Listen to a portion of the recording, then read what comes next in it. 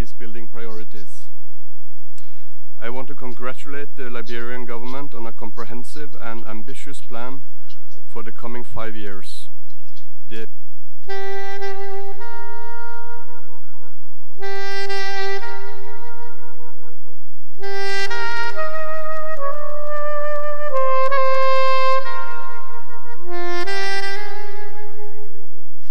I want to say welcome to everyone to this meeting. I'm extremely impressed with the lineup.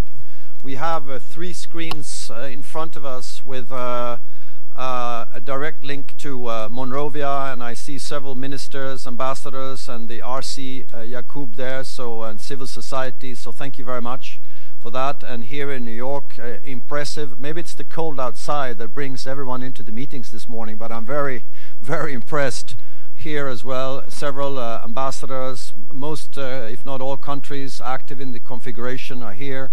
World Bank is represented both in Monrovia and here in New York. And not least, we are honored with the presence of the Foreign Minister of Liberia, who traveled from Monrovia to be with us today. So that's extremely, I'm really happy about this, representation and participation this morning.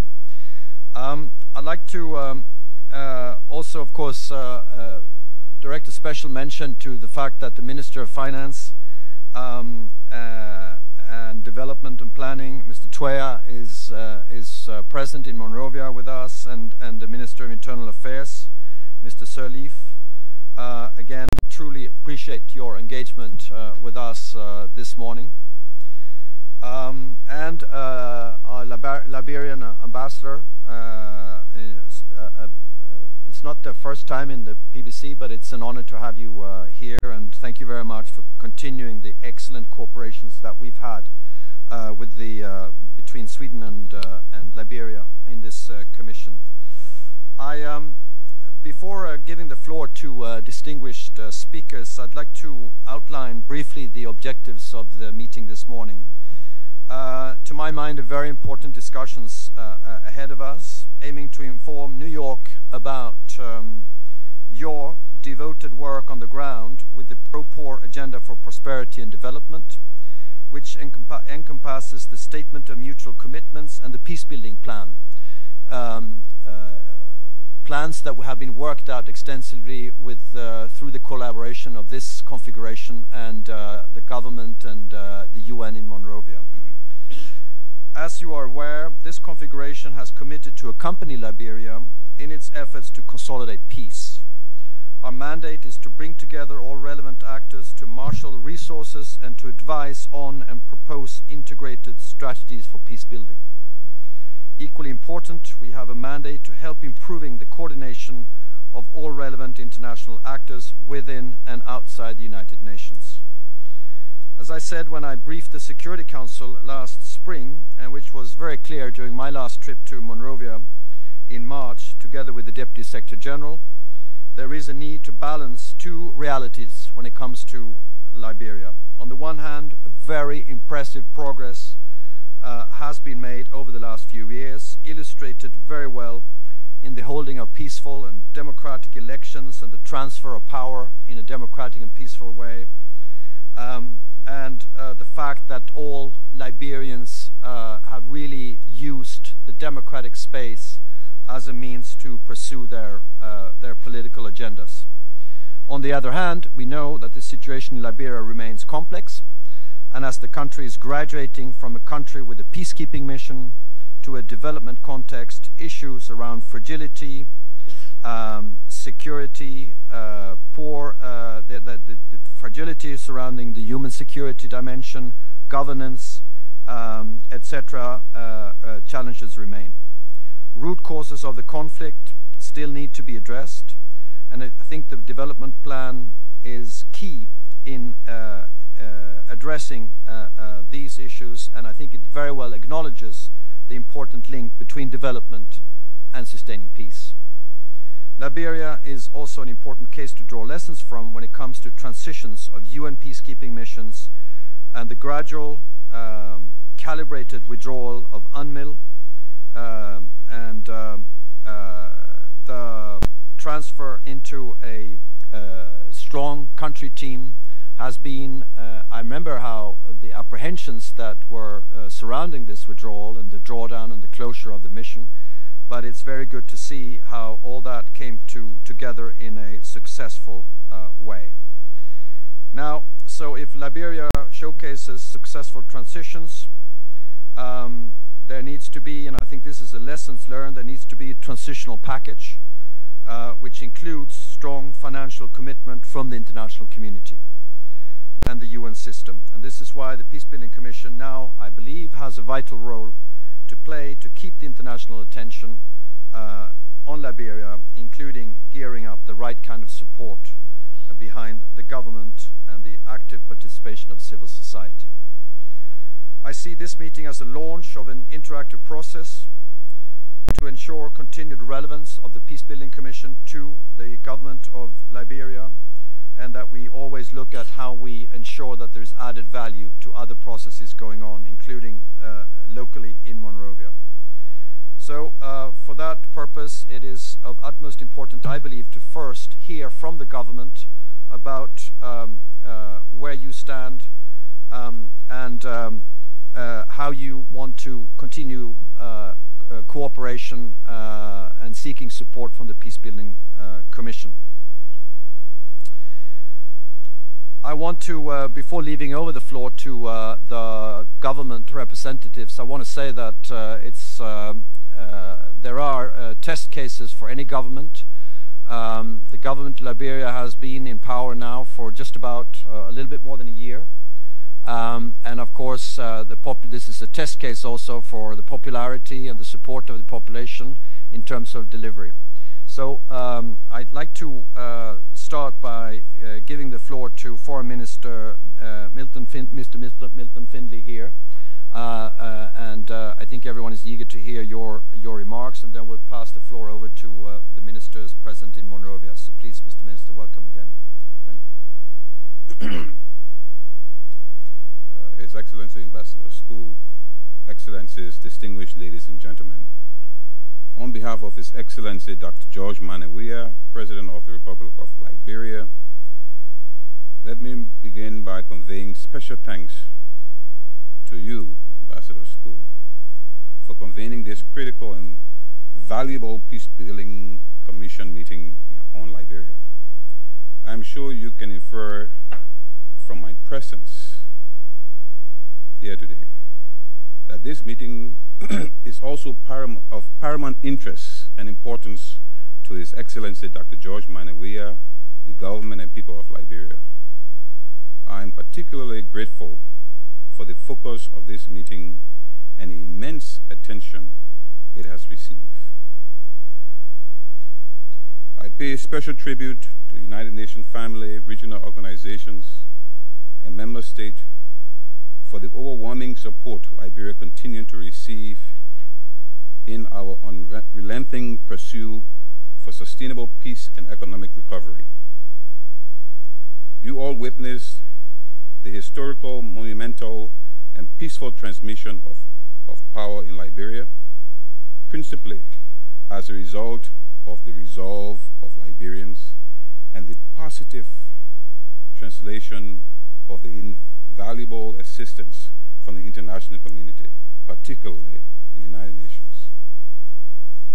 It is also a manifestation of our growing and promising democracy, which was confirmed by His Excellency President Weah in his nationwide address when he said, and I quote, "And so today I stand before you with confidence and declare that the state of our nation is strong, peaceful, united, stable, and promising, with great prospect for a better future for all." Very soon you will hear from the Liberian ambassador to the United Nations on other particular steps the government of Liberia has taken in response to the much needed reforms. But please allow me to mention a few. Recently, Liberia passed the Land Right Act, as well as the Local Government Act. These landmark acts are cardinal to the stabilization and development of our country. With the Land Right Act, there is so much needed to be done to ensure an effective implementation, including the establishment of a land governance structure. This too will need financial and expert support. Also, in an effort to curb the persistent threat of violence against women, enforcement of the rape law is being strengthened. And we are poised as a government to pass the pending domestic violence law. Excellencies, distinguished ladies and gentlemen, peace building and the consolidation of peace are priority of the Liberian government, just as economic development is. We are aware that preventing conflict and building sustainable peace come with a considerable cost. And we are faced with multiplicity of challenges, particularly natural and capital resources remain scarce. Unless we trust that following this meeting, which provide the necessary platform for the government of Liberia to present and launch its pro-poor development agenda at the United Nations, Liberia multi-partner trust funds will be further able to attract the necessary and predictable funding it needs. We strongly believe it is a significant tool in actualizing our 5-year pro-poor agenda for prosperity and development. An ideal approach to reinforce stability and success in Liberia. Our priority for which this fund will be used are the security sector, development, strengthening governance, justice system, advanced national reconciliation, and the respect for human rights and dignity, among others. To this end, we would appreciate renewed commitment from actors, including the United Nations, regional and sub-regional organizations, member state, international partners, and many others. Let me conclude by expressing deep appreciation for this meeting, for all of your support, especially for the recent approval by the Peace Building Fund of $5 million towards peace building and reconciliation programs in Liberia. I wish us all a productive discussion, as we will now hear from the Minister of Finance and Development Planning of Liberia. Thank you. Thank you very much, Your Excellency, for your intervention, and even more importantly, that you have traveled all the way here today and to be with us. And you mentioned some very important aspects, and I think perhaps most importantly, the connection, of course, between socio-economic development and sustaining peace. So thank you very much for that. And in line with what you said, I'd like to pass the floor now over to our friends in Monrovia and invite the Minister of Finance and Development Planning, Mr. Twea, to take the floor, please. Ms. Minister, good to see you again, and you have the floor.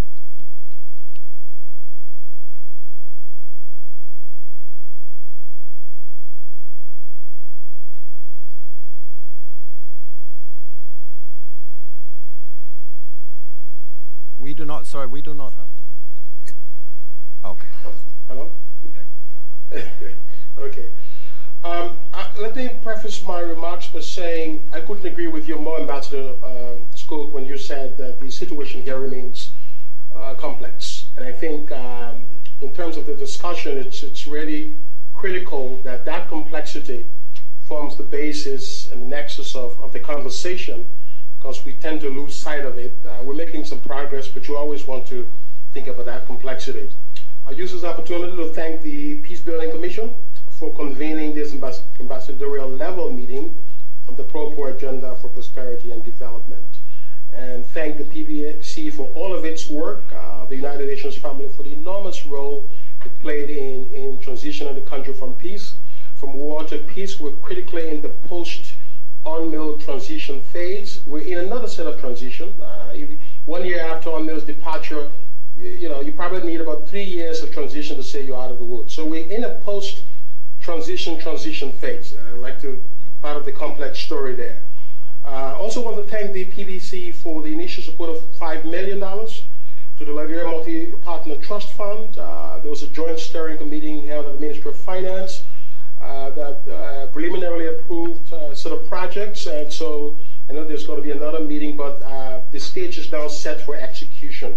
These projects will focus on reconciliation, vulnerability, social protection, youth development, women empowerment, and agriculture, all of the things that have resonance for the PBC and for sustaining the peace in the country. So we know, we thank you, and we look forward to a more meaningful role in all of this. I would like to say that, yes, the PAPD has now been launched. I have a copy here of the Pro-Poor Agenda for Prosperity and Development. I think we're preparing some copies to send over there to you. Very soon, you have some copies. Let me thank all of the partners who played a very meaningful role in the construction of this document. Through rave reviews, through feedbacks, everybody around the table had their say. And so I can say here it's a collectively owned document.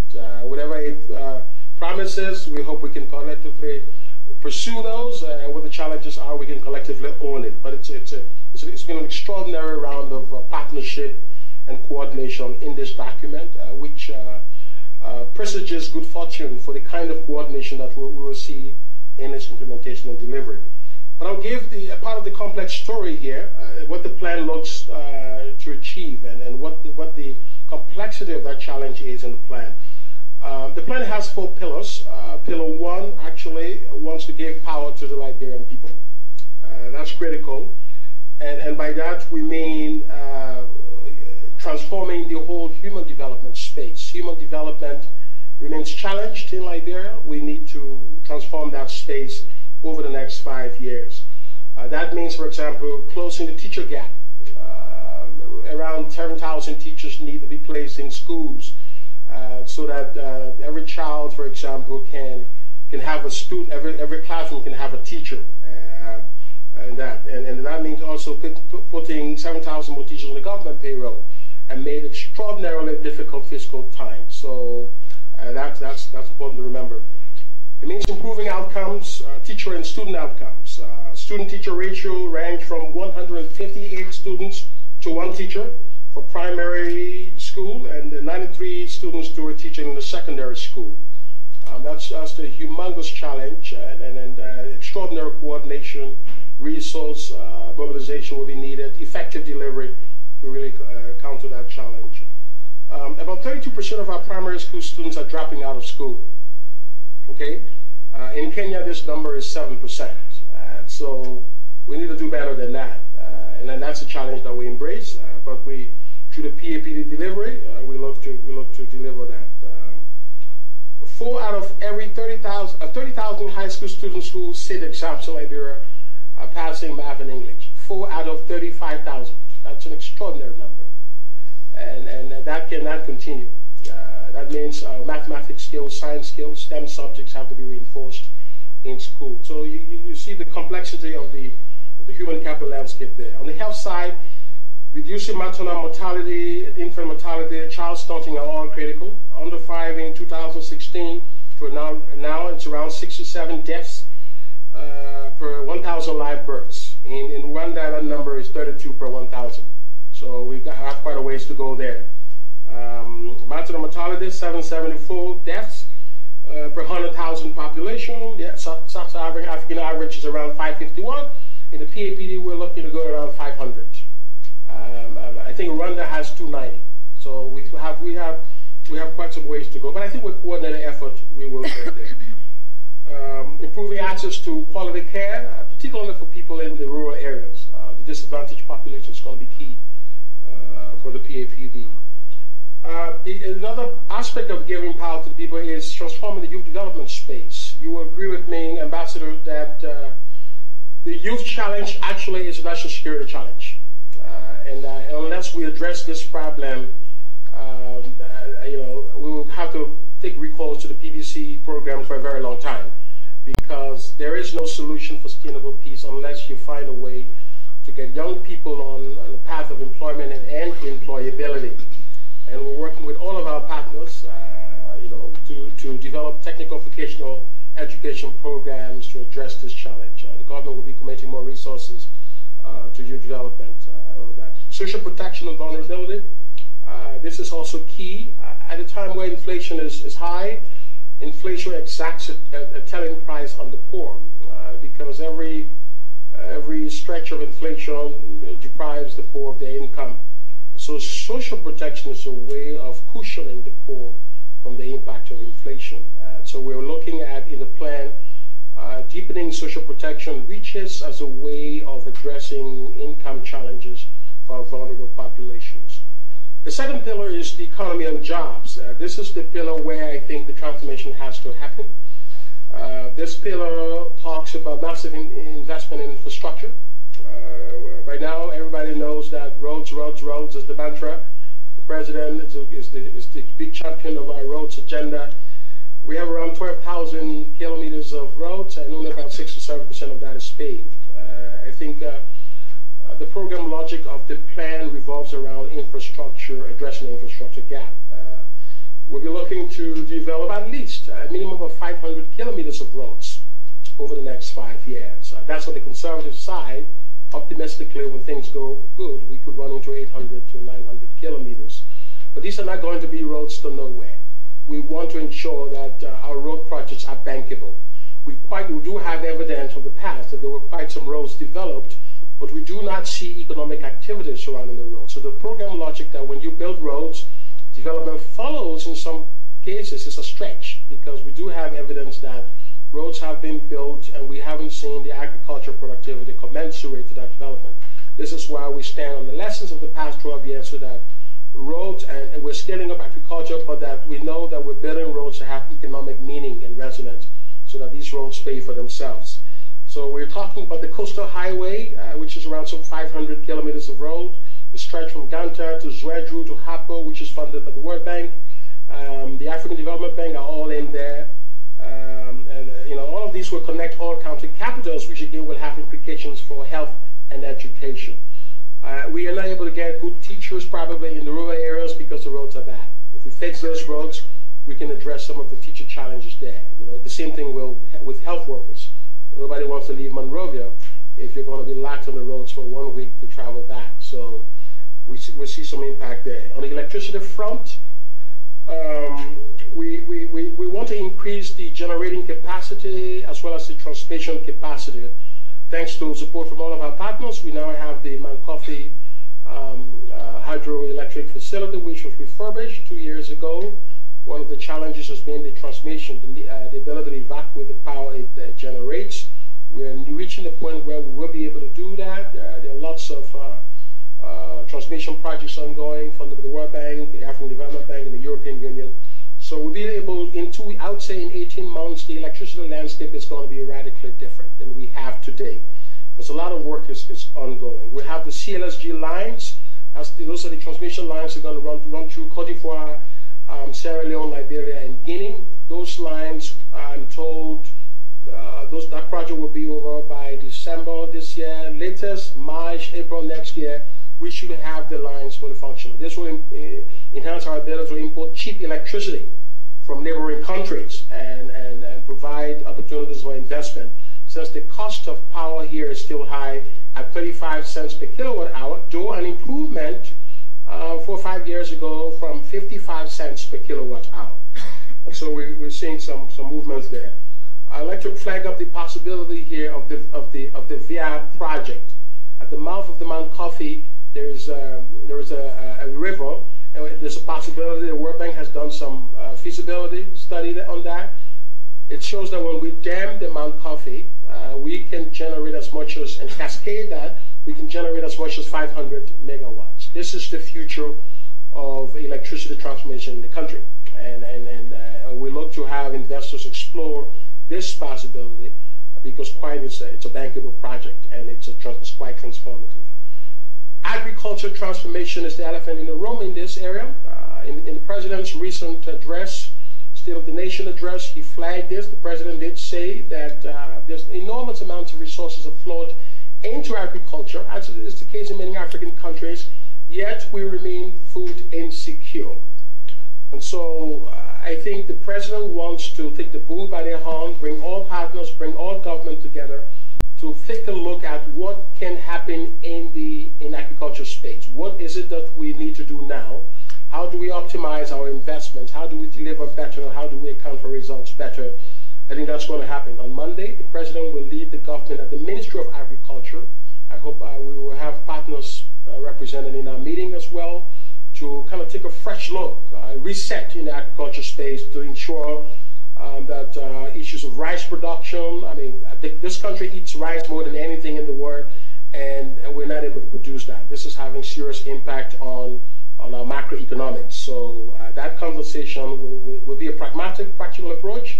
Everybody, all hands on deck in the agriculture space. The other aspect is a chapter, I think the pillar, is on sustaining the peace, and this pertains mainly to the PBC here. We had unmilled troops, some 16,000, I'm not mistaken, at some point here managing our peace, and now they're gone. And sometimes, and again, this puts into relief the complexity. When you have 15,000 to 10,000 armed personnel managing your peace and they're no longer here, and you have a police force now of 3,000 when you need around 8,000 police troops, then it begs the question, how are you managing the peace? So we are winging it as we go along. There are significant budget implications for scaling up investment in the security sector after the withdrawal of UNMIL. We're beginning to see situations around the country where, because of the absence of police presence, sometimes citizens take matters into their own hands. So on the backdrop, what the government is responding to is calling for a security sector meeting, and I hope the partners will be involved in it, where the government can identify critical investment in the security sector. We need to ramp up police presence across the country. We need to invest in logistics because the constraints are there. It's difficult while you're trying to build roads, which is the president's priority, finding monies. There's a sense that you're crowding out investments needed in the security sector because people want to see gains in roads and other things. So it's a kind of balancing act, but there is a meeting under my leadership that's going to find resources, and I'm throwing this out to the partners here and to the PVC so that we take cognizance of this challenge. And think the Liberia Multi-Partner Trust Fund can be an avenue where we can take a fresh look at this as well. The other pillar is on transparency and governance. There is a need for increased transparency, increased support to transparency and accountability institutions. We must remain accountable in our use of public resources. We must support auditing entities, and the government has demonstrated that commitment, and it will continue to do so as part of our budget process. I think there have been a lot of recommendations from auditors, the GHC that's lying, and we're looking to see how we can prioritize implementation of these recommendations. We've made that commitment. We may not be able to execute all of the recommendations, but at least the binding constraints, the major ones, so that we have credibility on that. The fight against corruption, it's a major thing that we need to continue to be on. There are various indices that monitor the country's perception of corruption. Quite recently, we're paying close attention to those.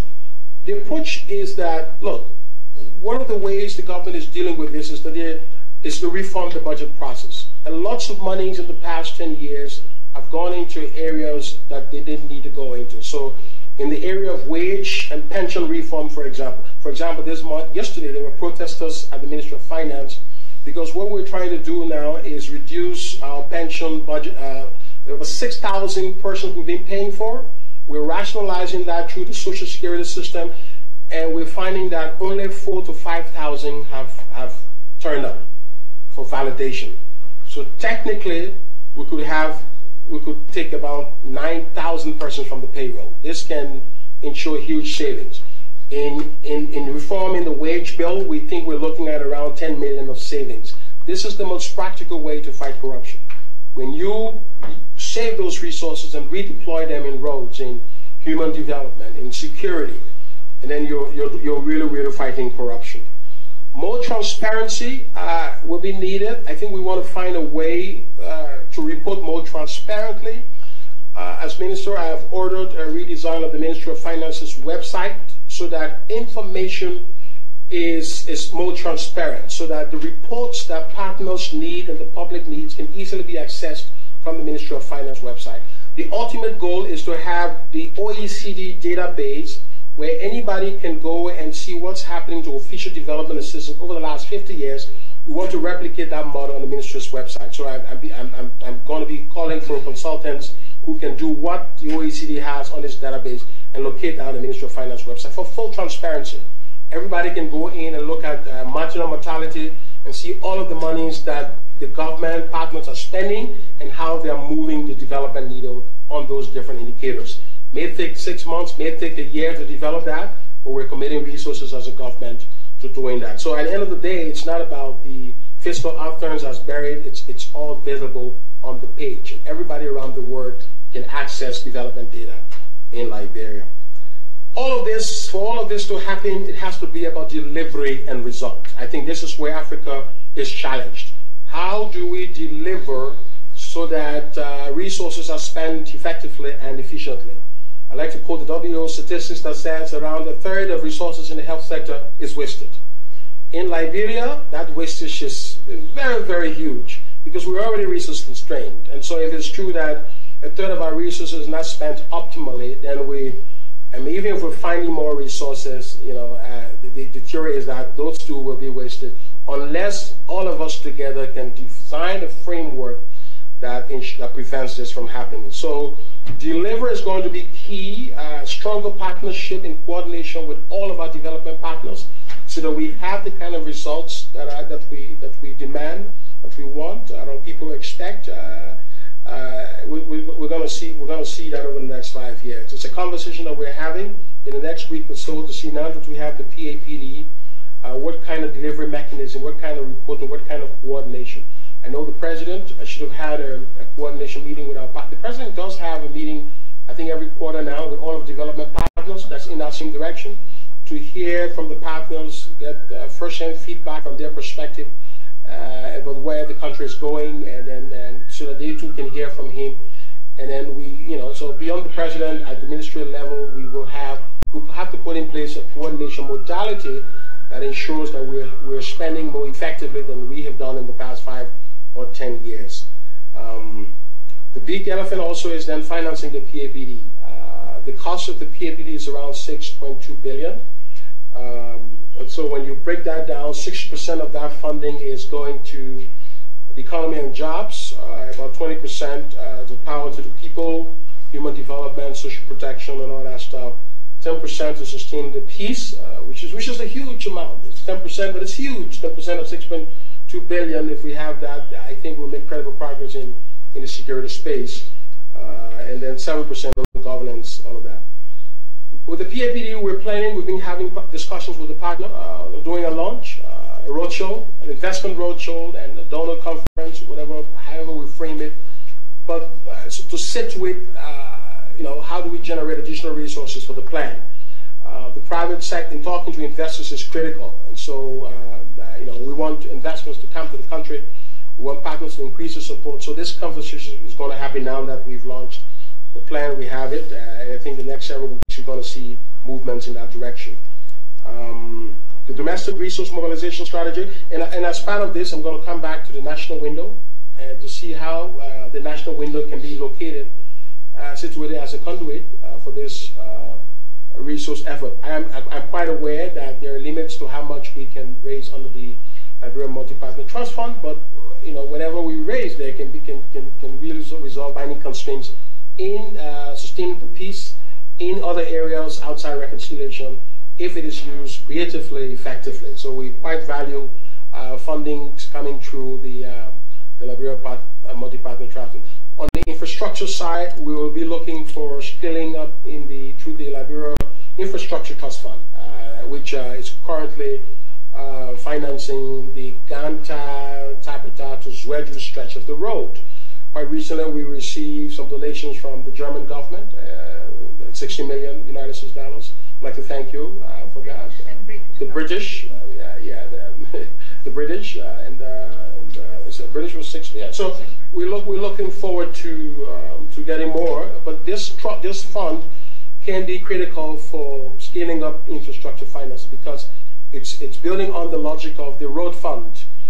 The road fund is supposed to generate between around 35 million a year. We look to grow that, and so we can really leverage this fund and mainstream the private sector into infrastructure financing. So all of this has to happen. So to just conclude, I'd like to reiterate the President's vision and commitment to transform this country. President George Weah inherited an enormously complex fiscal financial situation, but he's been able to stabilize, as he reported in his State of the Union Nation address. That he stabilized the economy, he maintained respect for the fundamental liberties of all Liberians, protected freedom of the spread, free assembly were all guaranteed, and you know, he was able to accomplish quite a lot with reduced fiscal space. We're operating on probably 100 million less in revenue than we were in the past 10 years. Much better fiscal situation than we are today, but the President has solved some of the problems we were not able to solve then, even with greater resources. For example, he added 2,000 medical workers on the payroll because the health proof fund dried up. This is about $12 million a year, so he's been able to do that.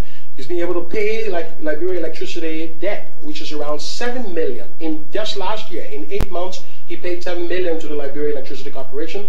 We were not able to do that. And so because of that investment, liquidation, the LEC is in a much better position to do procurement and do the kind of things that are necessary to expand the electricity space.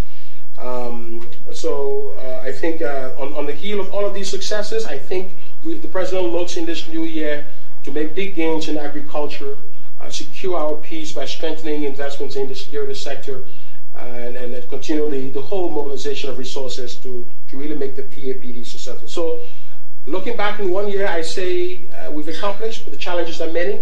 But I think we look on the bright side that the possibilities are mammoth, provided that we all work concertedly to deliver the big gains for the country. And in this manner, I would like to thank all of the partners for all of the support. We look forward to the Peace Building Commission as a valuable partner in delivering, in sustaining the peace space, but also in other aspects as well. Because even some money from this is going for youth agriculture. And so this will be very important. Thank you very much. Mr. Minister, thank you so much for in a very comprehensive way, going through the main tenets of the plan. Of course, it hasn't escaped anyone in this room that the timing of this meeting is very much sought to coincide with the presentation and the launch of the pro-poor agenda that you've just outlined to us. Seems to me that listening to your description of both the consultation process leading up to the plan and the main elements of it, as you have outlined it, it coincides very well with the 2030 agenda and the Sustainable Development Goals, which I always think is a good framework for any development and economic plan. So thank you very much, and also being very frank and open about the complexities and the challenges that remain. I'd like to offer the possibility for the Minister of Internal Affairs, if you want to add to what we've just heard, you have the floor, sir.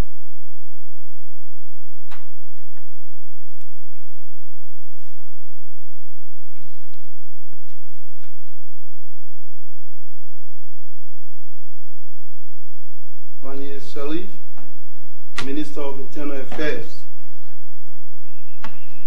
Your Excellency, Ambassador Olaf Skouch, Chair of the Liberia configuration of the Peace Building Commission, distinguished ambassadors and members of the Peace Building Commission, UN Resident Coordinator for Liberia and colleagues, honorable ministers here present, members of the civil society organizations, distinguished ladies and gentlemen.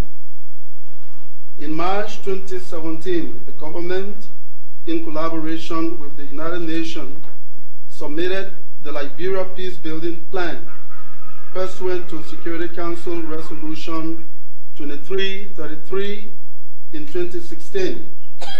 This plan provides a well-developed framework for sustaining peace and consolidates commitments across development, security, human rights efforts, and defines priority areas for mutual agreement in order to prevent relapse into conflict. The government's proper agenda for prosperity development was informed by this plan and other frameworks.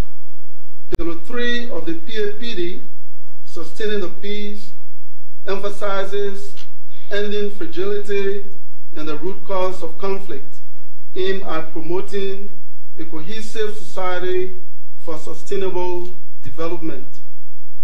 This pillar attempts to address key challenges, including limited capacities in the security and rule of law sectors, slow progress in national reconciliation, and limited progress in implementing critical reforms. Despite these challenges, Liberia has made remarkable progress over the last 15 years.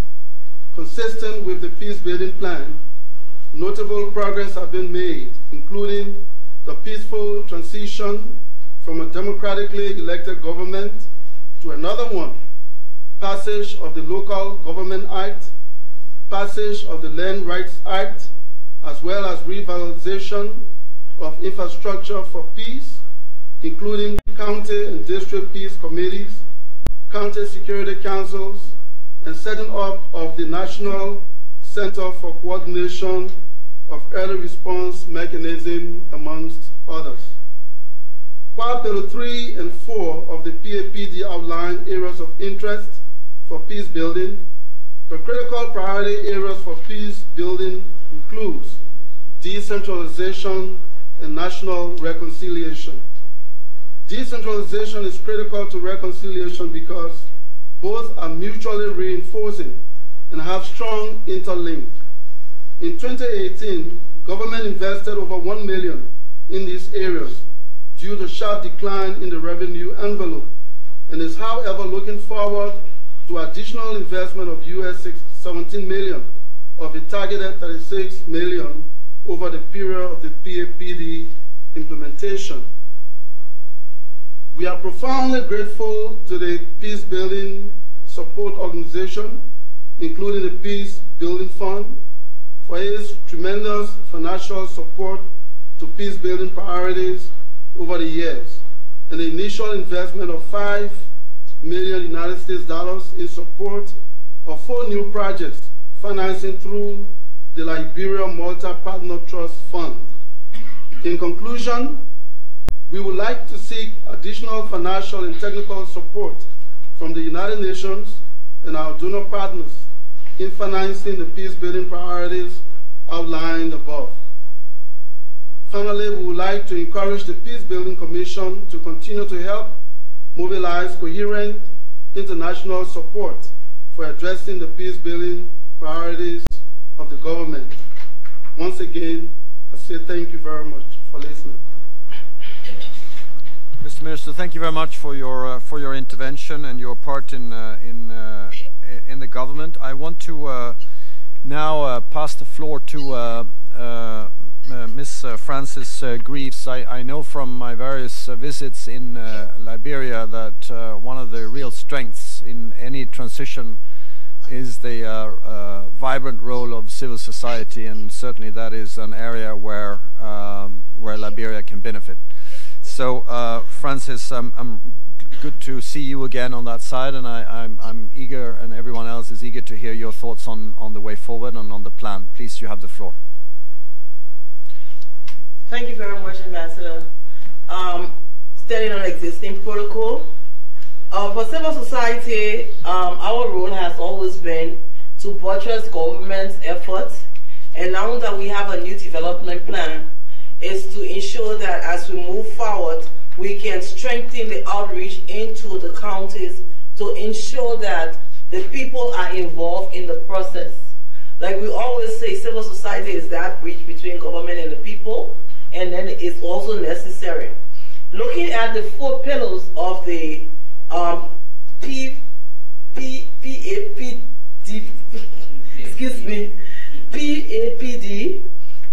we say that power to the people is very essential. Over the years, Liberians have felt like they are not part of the process of decision making in the country, and as a result of that, that has been kind of tension because they don't know how decisions are made. But when they have the opportunity to have the information, it is better, and the kind of tension that would have existed had they not had the information will be minimized. Additionally, looking at the next step of the PAPD, we want to say as civil society that jobs creation is essential, and like the minister talked about the youth, you know, if we want to take a look at our not too distant past where it was the youth who were the bearers of the guns, we need to ensure that they are involved, they are engaged. Because presently, there are challenges with those disadvantaged youth that is referred to as Zogos, and they seem to be increasing. So there is a need to address that situation to ensure that they are minimized, and in terms of security tied into vulnerable youth, there's a need to strengthen security to ensure that the vulnerability of the youth is not being preyed upon by anybody to be used against the peaceful coexistence of Liberia. We also want to say that when it comes to governance and transparency, we need to do more and continue to strengthen the arms of reporting on all aspects of the PAPD to how donors are going to be able to give funding, but at the same time ensure that the information on implementation is trickled down enough for information, as well as being involved in the implementation aspect as Liberians. Many civil society groups have been involved in the past in implementing other plans, and they look forward to being a part. I hasten to add that the National Civil Society Council, as well as other civil society groups, were part of the development of the PAPD. So we are open with the information in it, and we look forward to strengthening the implementation. Lastly, in terms of the accountability aspect in governance, those institutions are responsible for those issues of transparency needs to also be strengthened. On that note, I think I'll take my seat and I'll ask any of my colleagues if they have anything to add to what I said earlier.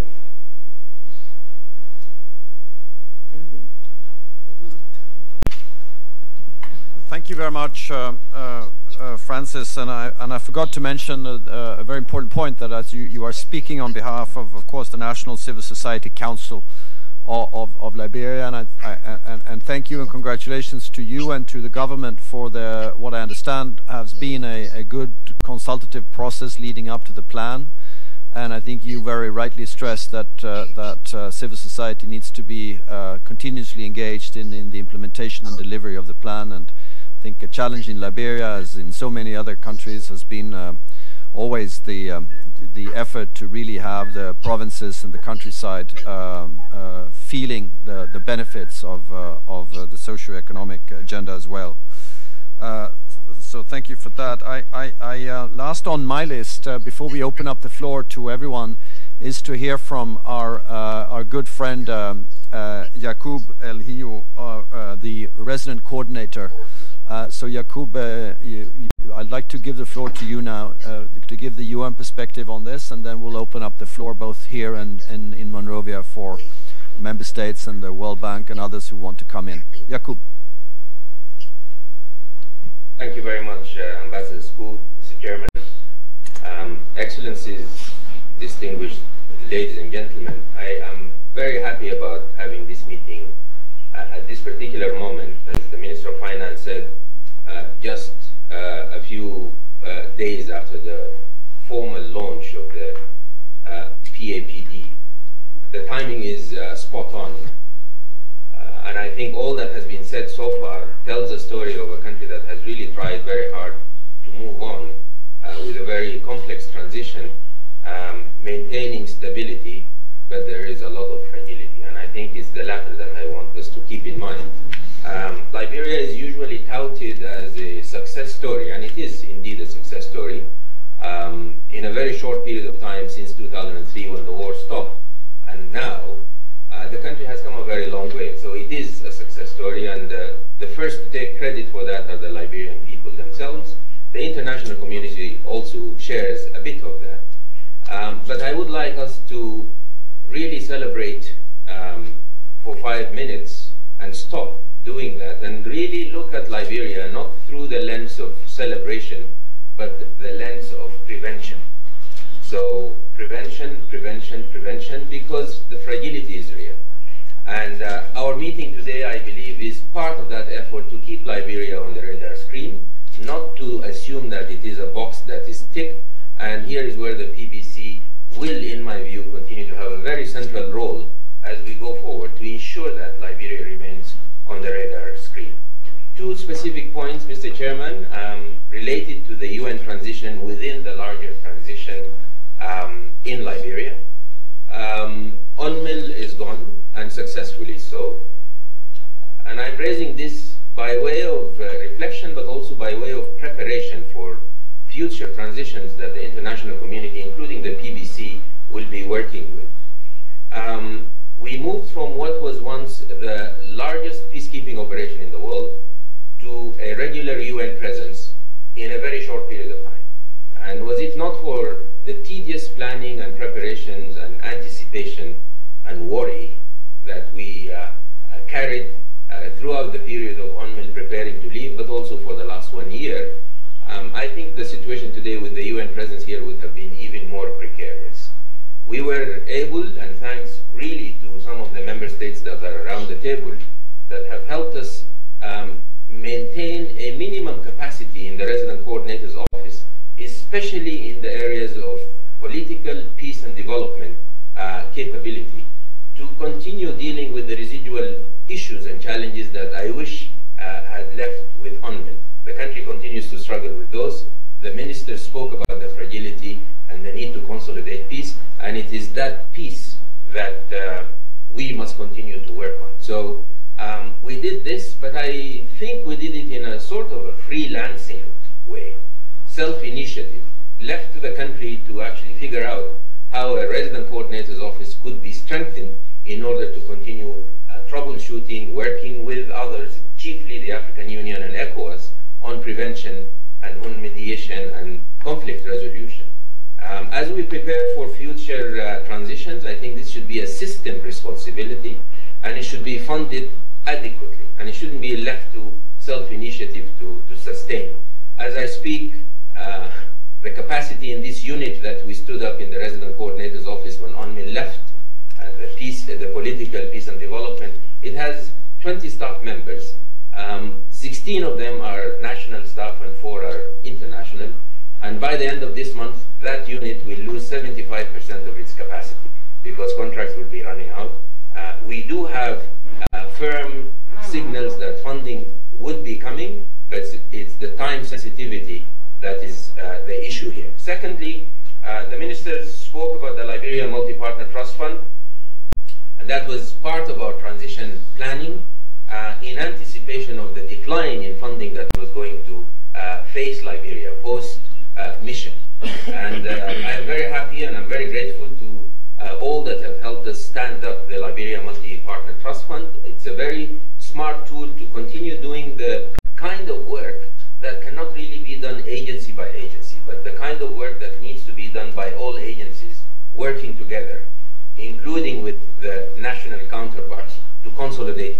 not talking about mandated agency by agency activities. UNICEF will find money to do under 5 vaccination because it's UNICEF's responsibility to do that. And others will do the same with their respective areas of mandate. But for the UN to work together to deliver on peace consolidation is a tough one, and it requires resources that should come only through pooled funding, such as the Liberia Multi-Partner Trust Fund. So I'm seizing this opportunity here to flag the importance of supporting the funding or the financing of this facility, which serves 2 purposes.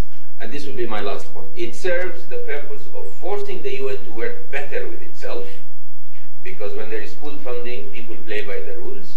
But it also helps, and it will be transforming in less than a year, into the fund that will accompany the new generation of the UNDAF, the UN Development Assistance Framework, which will be hand in hand running and contributing to the realization of what the PAPD is aiming to deliver in Liberia. Second point is that within the LMPTF, and the Minister of Finance alluded to that, there is a national window.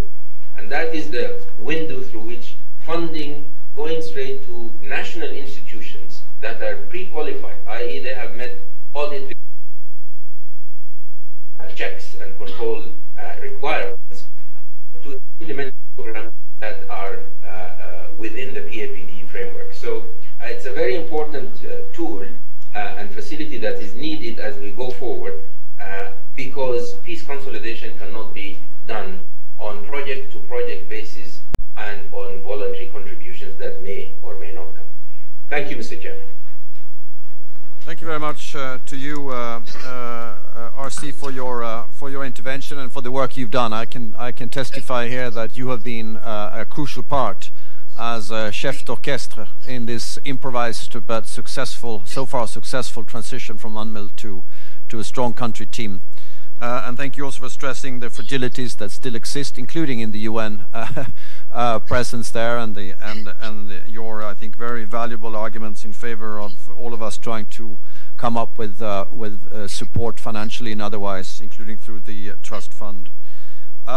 Colleagues, there seems to be one more fragility here, and it is the link, the internet link, whatever it is. We lost you for a short moment, but it's still working now. I understand that in the translation there is some difficulty sometimes, so please bear with us. But I think that's also a call for us to be succinct and brief in our interventions that will now follow. I will open the floor, starting here in New York first.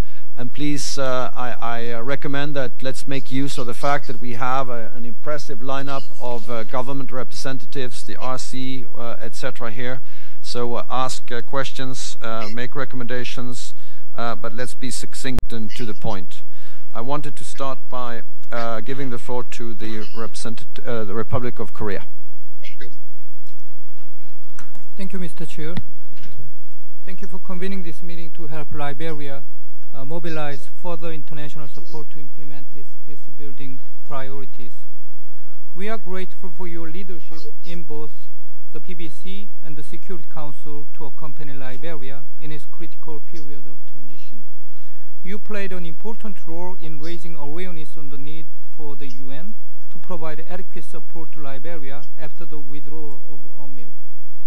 I also wish to thank Minister Milton Findley and Minister Tuea for presenting Liberia's National Development Plan to the Commission, and to the other briefers for their informative briefings. Following the successful elections last year, despite many challenges, the government under President Tuea seems to be making headway in strengthening the foundation to achieve sustainable development and peace. We are especially pleased to see efforts to strengthen the education and private sectors, create jobs for the youth, and build infrastructure. In fact, these are the areas that Korea focused after the Korean War to develop our economy and sustain peace. While 1/3 of our foreign aid was directed into building our education and health system, 2/3 of the aid was channeled into developing industries by strengthening our domestic private sector. As the PBC should explore the concrete ways to help the Liberian government address the gaps in the areas of capacity and financing in a coherent manner, including through the Multi-Partnership Trust Fund. The Trust Fund could be an effective tool to help the empowered resident coordinator to better coordinate the UN country team and other stakeholders on the ground. The Commission could also consider working with the resident coordinator to help mobilize the relevant stakeholders to implement one or two priorities of the National Development Plan. I thank you very much. Thank you very much, including for sharing experiences from the Korean transitions in the past. I have Ireland, Japan, Egypt, UK, and Norway on my list. Ireland. Thank you very much, and I'm delighted to be here and have a chance to speak. Ireland and Liberia have enjoyed very close ties over recent years. We had a deployment of peacekeepers with UNMIL for some years, and our mission on the ground in Monrovia now is very active in supporting Liberia across a range of areas in the health sector, on rule of law projects, and on gender projects. In fact, last year we upgraded our mission to an embassy, and I'm delighted to see our Chargé, Kate Brady, on the screen there.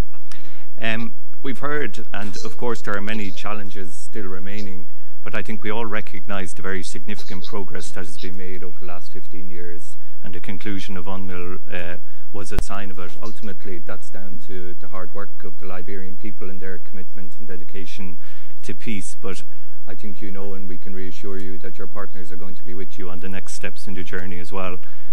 Minister Tway and others have spoken about the pro-poor agenda.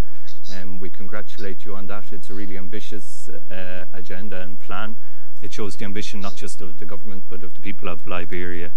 I think all the ministers have spoken about the impressive array of reforms and projects underway, so just in the interest of keeping brief, I'll just focus on one point. We very much welcome the strong focus on the critical role of women and girls, the role they have to play in development and peace in Liberia. This is something that's really important, and we look forward to seeing an inclusive approach playing out in the implementation and evaluation of the PRO agenda for prosperity and development. Ireland is chair of the Commission on the Status of Women, and in the next couple of weeks we'll go into our annual session here. The topic this year is social protection, and I think the importance of social protection, if we're to meet, as you said, Ambassador, the 2030 agenda goals, also the AU's own goals in its 2063 agenda, if we're going to try and meet those, we really need to make sure we're investing in and we're building social protection systems and that infrastructure to deliver on those. So thank you again. Thank you, Ireland. I remember when Ireland and Sweden had the joint contingent in the peacekeeping operation in Liberia. Fond memories of that. Thank you very much. Japan, please. Thank you, Ambassador, and welcome back to the PBC meeting. And I also welcome the Honourable Minister to the PBC meeting.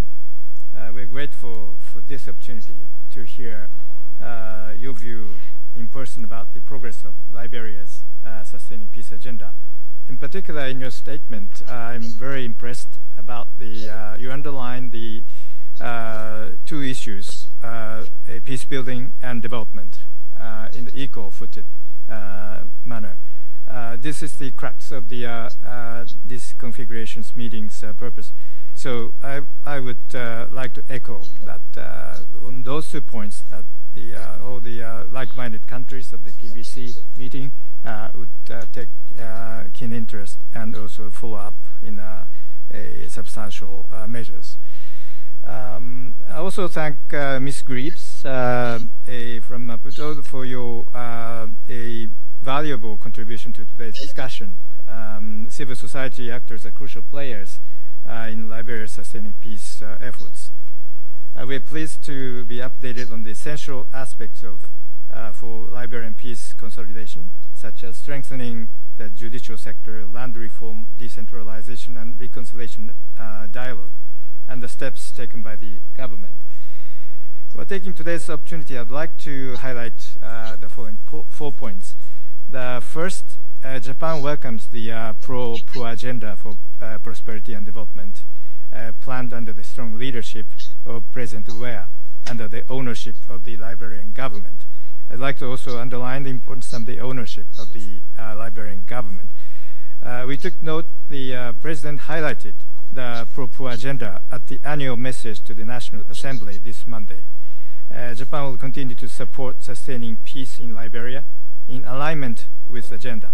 Second, we commend the PBF's work in Liberia, which also aligns with the priority areas of the government. We believe that sharing outcomes of the PBS programs in Liberia would provide incentives for the member states to consider further contributions.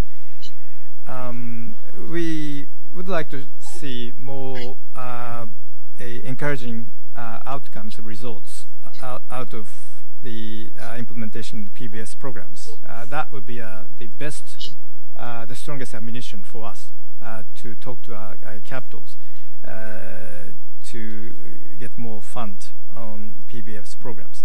So in this connection, we expect the PBSO will continue effective sharing with us, including here at the PBC. Third, Japan believes the Liberia Multi-Partner Trust Fund embodies the Secretary General's peace building and sustaining peace initiatives and strengthens coherence on the ground. We recognize that we as the member states need to take efforts to support the Secretary General's agenda. The more we learn about the successes of these initiatives, the more we can have opportunities to consider further support. In this connection, we can use the PBC as a platform to hear of the achievements of both the LMPT Fund and the PBF. And furthermore, the PBC is uniquely positioned to seek synergies between these two funds. As Japan is currently positively considering our contributions to the implementation of the pro-poor agenda, we believe that using the PBC to highlight the effectiveness of the PBF and LMPT Fund could help mobilize further support. Japan is also hopeful that as the new RC system is implemented on the ground, it will allow for the best possible division of labor between the PBSO and RC. Lastly, sustaining peace cannot be achieved at the national level without regional stability. As I mentioned at the meeting of the PBC's Sierra Leone configuration last week, regional perspectives are indispensable. After its successful transition last year, we hope Liberia can take on a leading role as a promoter of peace in the West African region. We believe it is important that the PBC maintains focus on regional perspectives to provide more holistic support for national sustaining peace efforts. I thank you.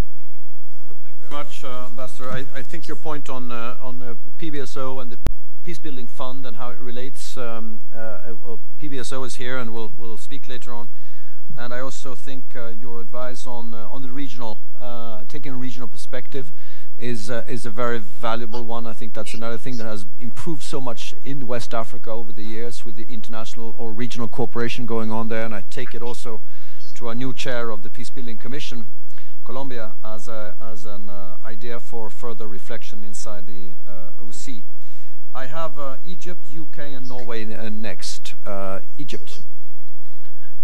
Thank you, Ambassador, for convening this important and timely meeting indeed, especially that we believe that Liberia can be regarded as a special model for gradual success in this context. The first stage, which was peacekeeping, has been completed successfully, and now we are witnessing lots of sub-stages within the context of peace building, and we are looking forward, hand in hand with the Liberian government and people, to have the inauguration of the third stage, which is all about sustaining peace.